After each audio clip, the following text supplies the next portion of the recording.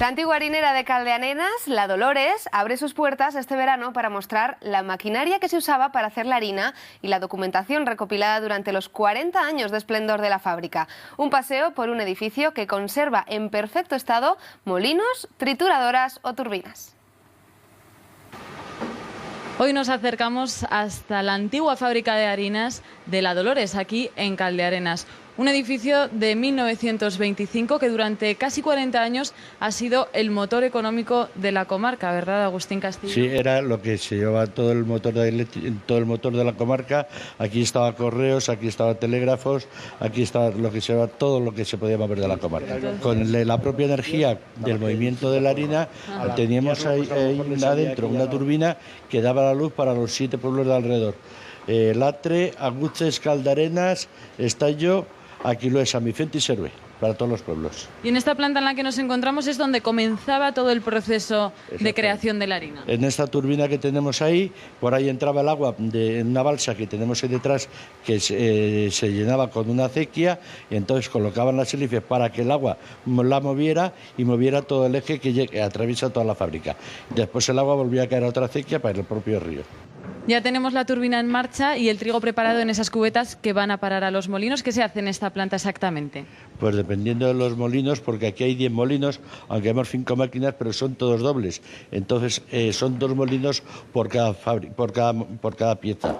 Los primeros molinos lo que hacen es triturar el trigo, romperlo de alguna forma para que suba después a la planta de arriba y allí los planchisters lo vean separando según el grosor que haya quedado esa harina para que baje o a los segundos o al último molino para después volver a subir y que ya salga la harina al empaque directamente. Bueno, Agustín, esto es lo que se haría si se quedase la harina atascada, ¿no?, en la sección de empaquetado. En la sección de empaque, que es todo esto, esta parte que se construyó en el año 30 después de la fábrica como ampliación, y entonces esto era solamente para sacar la harina y aquello era para aquella parte para el salvado, nada más. Una zona en la que se empacaban muchos kilos de harina, ¿no? 10.000 kilos estamos diciendo en sus buenos tiempos que hacía. Se podían hacer hasta 10.000 kilos dados los molinos que tenían. Una harinera, la Dolores, que como veíamos fue referente en su época a nivel nacional y también internacional. Muestra de ello tenemos aquí algunos documentos. Este documento es de la primera importación que se tiene catalogada y fue en el año 29 que trajeron 60.000 kilos desde Argentina hasta Barcelona y desde Barcelona después ya en tren hasta la harinera. Y desde aquí ha salido harina hasta Egipto. También hay exportaciones hasta Egipto que están todas documentadas y después es que este trigo te lo tenían que traer de trigo de Buenos Aires o de Argentina muchas veces hasta obligado. Te mandaba el gobierno de donde tenías que traer el trigo para hacer la harina. No podías comprarlo tú donde quisieras porque todo el trigo era del gobierno. Y entonces el gobierno te decía de dónde tenías que traer el trigo para molturarlo.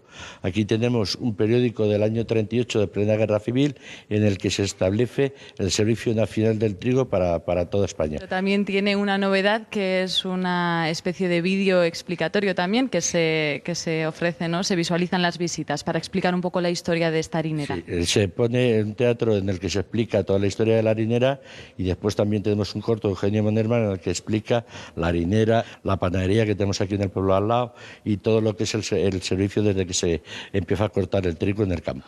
De siempre el pan ha sido algo sagrado, algo que si se caía había que santiguarlo.